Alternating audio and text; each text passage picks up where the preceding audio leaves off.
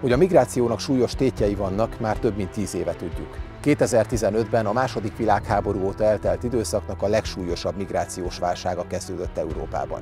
A többség Törökország felől érkezett. A balkáni országok sorra dőltek el, Magyarország határait félmillió ember ostromolta.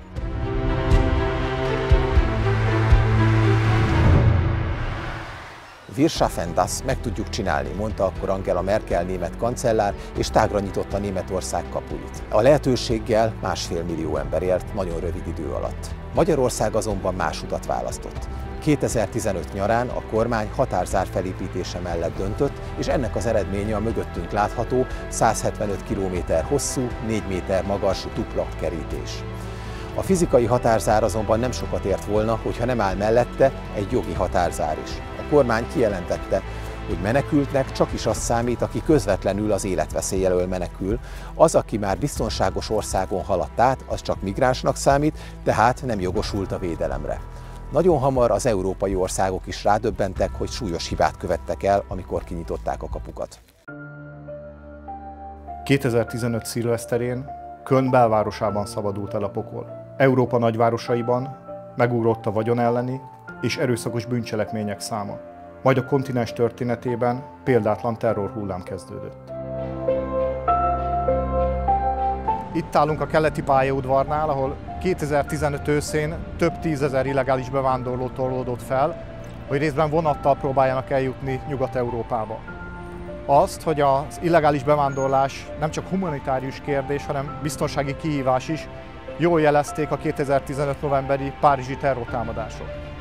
A merénylet szellemi atya és egyik végrehajtója, Saleh Abdeslam, itt a keleti pályaudvar környékén kétszer is megjelent 2015 őszén, és több elkövetőt is itt toborzott magának.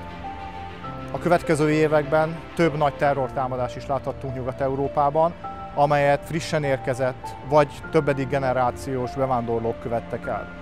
Bár 2018 óta jelentősen csökkent Nyugat-Európában a nagy stratégiai terrortámadásoknak a száma, hála a szolgálatok közti jobb együttműködésnek, a magányos elkövetők által elkövetett késeléses vagy gázolásos merényletek a nyugat-európai mindennapok részévé váltak.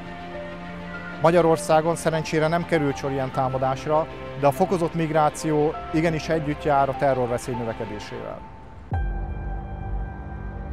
Mindez persze nem 2015-ben kezdődött. A nyugat-európai országokban a tömeges bevándorlás már a 60-as évek óta tart, amikor a volt gyarmatokról, illetve munkaerőkölcsönzési szerződések keretében áramlottak be milliók. Aztán a családegyesítések révén még többen érkeztek.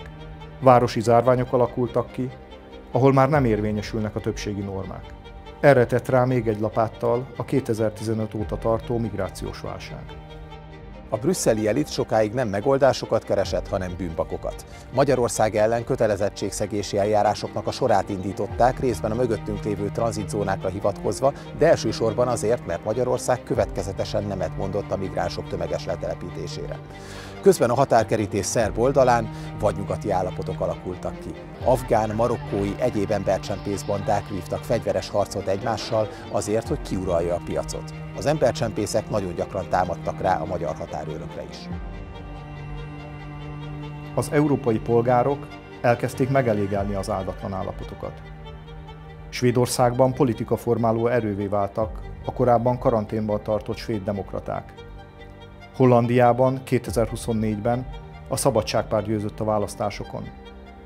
Németországban pedig 2025. februárjában az AfD a második legnagyobb politikai erővé vált. Sokáig olvashattuk a véleményvezér nyugati lapokban, hogy nincs is akkora probléma Nyugat-Európában, sem a bevándorlással, sem az integrációval. A 2020-as évekre azonban egyértelművé vált, hogy a problémát nem lehet többé a szőnyeg alá söpörni. A párhuzamos társadalmak problémái, a terrortámadások vagy a növekvő bűnözés már a középosztály figyelmét sem tudta elkerülni. Ezért a tagállamok és Brüsszel 2024-ben Magyarország és Lengyelország ellenkezése ellenére elfogadta a migrációs paktumot. Az új szabályozás ugyan tartalmaz néhány pozitív elemet, mint például a határvédelem megerősítése vagy a harmadik országokkal való együttműködés, számos kritikus pontra nem nyújt megoldást. Legyen szó arról, hogy mit kezd az Európai Unió és a tagállamok az EU területét már elért illegális bevándorlókkal, akiknek nincs joga az EU területén tartózkodni. Nem véletlen, hogy Magyarország elutasítja a paktumot, különösen annak a kötelező szolidaritásra vonatkozó részét, hiszen ez csak a kötelező kvótarendszernek egy újra csomagolt változata. A migrációs paktum életbelépése csak 2026-ra várható. A nemzeti kormányok ideje azonban fogytán van. A társadalmi nyomás hatására már a fősodor is migrációs politikájának felülvizsgálatára kényszerül. Brüsszelben ők sem bíznak, ezért nemzeti hatáskörben védik a határaikat. A politikai tabuk sorra omlanak le. A centristaként indult Emmanuel Macron, vagy épp a szocialista Olaf Scholz már szigorúbb fellépést szorgalmaztak, mint egykor konzervatív elődeik. Olaszország észak-afrikai autoriter rezsimeknek szervezi ki a határai védelmét, és Albániában épít migránstáborokat. Az európai kormányok sorra szigorítanak. Egyelőre azonban nem látszik, hogy választási fogásokról van szó, vagy ténylegesen a megoldásra törekszenek. Egy azonban biztos, a már jogosulatlanul Európában tartózkodó migránsok ügyére nem látszik megoldás. Németországban 200 000 ember van, akinek el kellene hagynia az országot, de erre valamilyen okból nincsen mód. Franciaországban közel 1 millió ember tűnt el a hatóságok látóköréből. A bizottság ugyan előállt egy javaslattal, hogy hogyan lehetne felgyorsítani a kitoloncolásokat, de nem látszik, hogy ez alapjaiban meg tudná oldani a kérdést. Jelenleg az elutasított menedékkérők alig 20%-át sikerül repatriálni az EU területéről. Ez azt jelenti, hogy az Unió és a tagállamok nem rendelkeznek elrettentő erővel, és aki egyszer eléri az Unió területét, nagy valószínűséggel itt is fog maradni.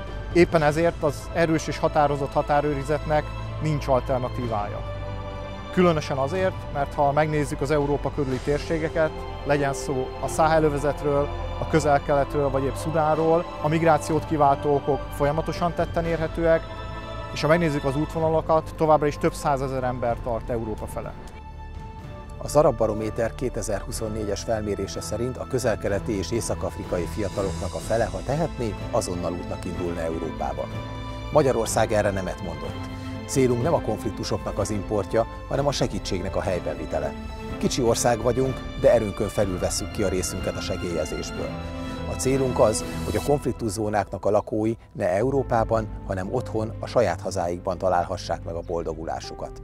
Nem csak a mi érdekünkben, az övékében is.